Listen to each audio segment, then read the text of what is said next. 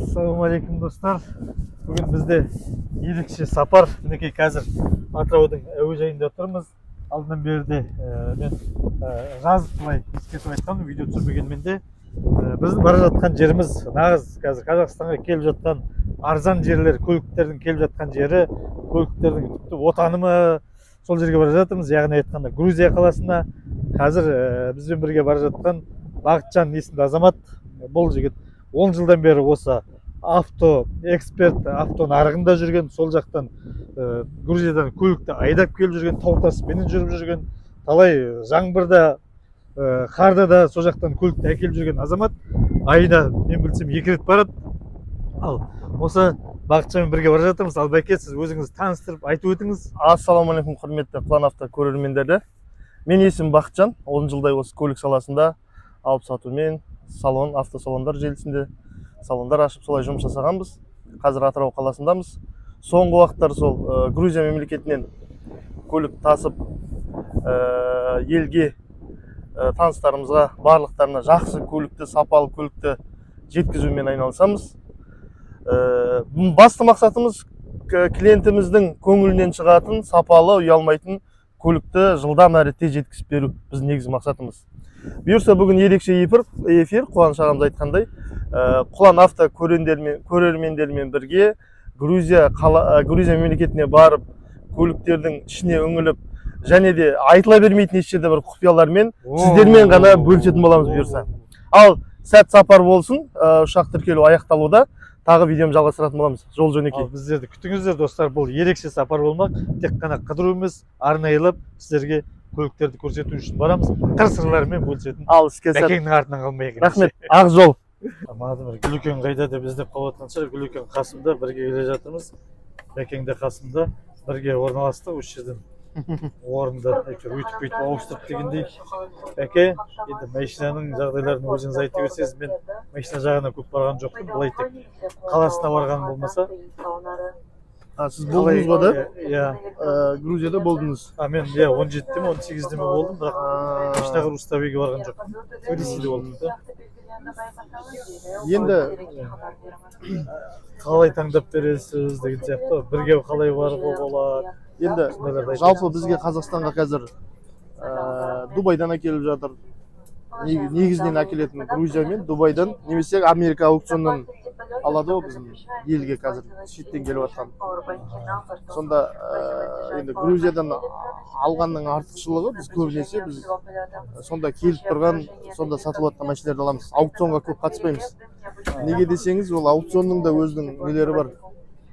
Сюрприздік, кейде сырты әдемі болғанмен, сырты жылтырап тұрғанмен, көп жағдайда оларда қарай алмайсыздар ма сонда оны аукционның машинасын? Сыртын ғана қарай аласыз, история тек қана тарихын қарай аласыз. Ал асты қалай болып жатыр, әсіресе ескі машиналарда оларда ылғалды дейді ғой, влажный климат болғандықтан көп штаттарында машинасы шірік болады. Шірік болғанда өзінің дәрежелері бар, қатты шірік болған кезде балка түгелмен жүріс бөлігі ходовый ауысады.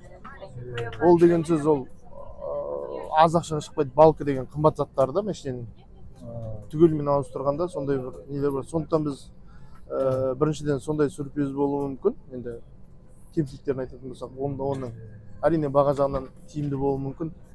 Бірақ сондай біз енді көбінесе біздің тапсырыс берушілер, біздің клиенттеріміз $10,000 дейінгі машина заказ берген солар жылдары сол 14, 15, 16, 20-ға дейін болған үшін көп жағдайда егер аукционнан алатын болсаңыз, олар асты шірік болуы мүмкін. Немесе мынандай қасымыздағы таныстар тапсырыс берген, аукцион ойнатып алып келген. Бәрі жақсы. Аукционда да Грузиядан бола ма? Жоқ, Америкада ойнатады. Бірінші несі оның 3 ай күтесіз. 3 ай, 2 ай мен 3 айдың артасында жолда 3 ай күтетін боласыз. Үшіншісі қалай шығатын толық 100% біле алмайсыз, ашқан кезде көресіз. Ашқан кезде көресіз. Төртінші, мынандай да жағдайлар болған. Асты таза, фото кейбір жағдайлар астында түсіреді. Асты таза деп. Асты таза, кузов таза. Алдыңғы тарихы да бірнеше тарихы болуы мүмкін машинаның. Бірнеше страховой компанияға өткен кезде тарихы болуы мүмкін. Барлығы таза, бәрі жақсы, бірақ машинаны алып қараған кезде моторы түтеп тұруы мүмкін. коробкасы теуіп тұрмын. Ондай мәселелер ол ішкі машинаның ішкі құрылыстарына ешкім ешқандай да кепілдік бермейді аукцион ойнатқан кезде. Қалай тұр фотомен көріп аласыз. Егер әрине мүмкіндігіңіз болса, енді Америка үлкен. Вин-кодын ұрып көрсетпей ме олар сатып жоқ, енді Грузиядан немесе аукционнан алған машинаның вин-код арқылы сіз оның тарихын көре аласыз. Дубаймен де артықшылығы осы, машинаның тарихын сіз біле аласыз. Но көп 100% емес.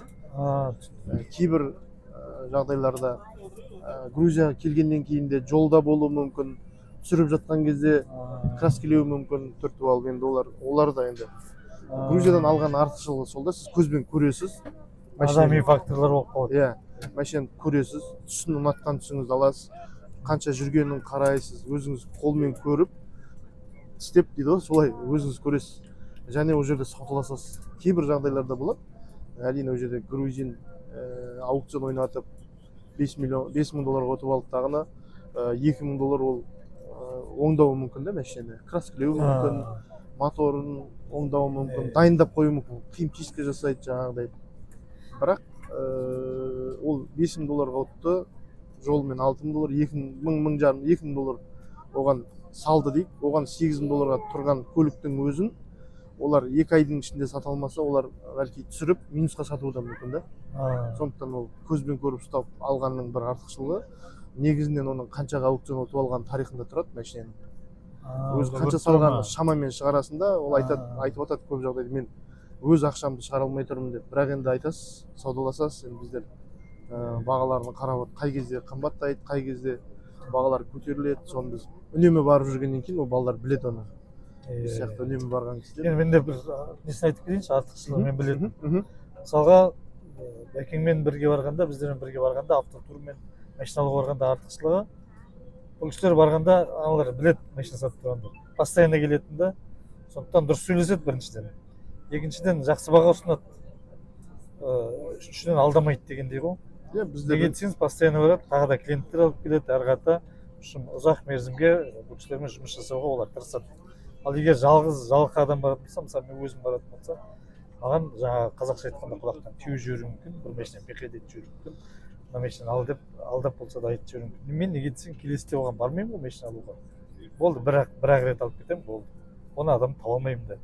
Сондықтан осындай постоянно автотур ұйымдастырып, осылай барған тиімділігін айтып отқан.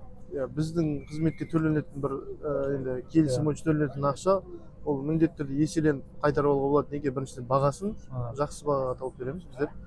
Біз мысалы бір барғанда 2 адаммен барсақ, біз 4 машина қарап жүрміз, 5 машина қарап жүрміз. Оптым дейді ғой, біз оптым аламыз деп оларға сондай баға ұсынамыз біздер. Жақсы бағаға келісіп түсіртіп аламыз да бағасын. Сондай несі бар, мүмкіндіктер. Енді одан да ең бір маңызды, сонша жол жүріп барғаннан кейін, уақыт жұмсағаннан кейін, ақша жұмсағаннан кейін дұрыс машина таңдау маңызды да. Алданып қалмау маңызды. Ол жерде бірінші рет барғаннан білмейді адам, олар бірден білетін болады, олар аңғар білініп тұрады адам өзі. Қанша дегенмен шетел, тілі бөлек, діні бөлек, сөзі бөлек дегендей, дәстүрі бөлек, сөйлесіп, олар үнемі барып жүрген адаммен бірінші барған айырмашылығы білініп тұрады. Сондықтан бәлки де алданып қалуы мүмкін. Сонша ақша уақыт жұмсап, дұрыс машина таңдап алса, ақшадан да маңызды дұрыс машина. Дегенмен дұрыс машина таңдауға, баға жағынан кесіп беруге, еш жерге алданып қалмауға, сосын жалпы негізі автотурдың бағасы сондай қатты қымбат емес, оны білгілеріңіз келсе, қазір нөмір жазып қоямыз, сол жерге WhatsApp-қа хабарласып білсеңіздер болады, değil mi? Қалай баруға болады, қанша төлеуге болады дегендей, қандай қызметтер ұсынылады дегенде, оны бәрін WhatsApp-қа шығарып нақтылап біле аласыздар. Иә, бұйырса, оның ішінде Қуан автоның көрермендеріне ерекше қызмет түрлері, өздеріне басқа қызметтер ме? VIP қызметтерін көрсететін боламыз. Хабарласыңыздар. Біріншіден ол барғанда кішкене арзандау алатын билет жолдарын көрсетеді деген сияқты.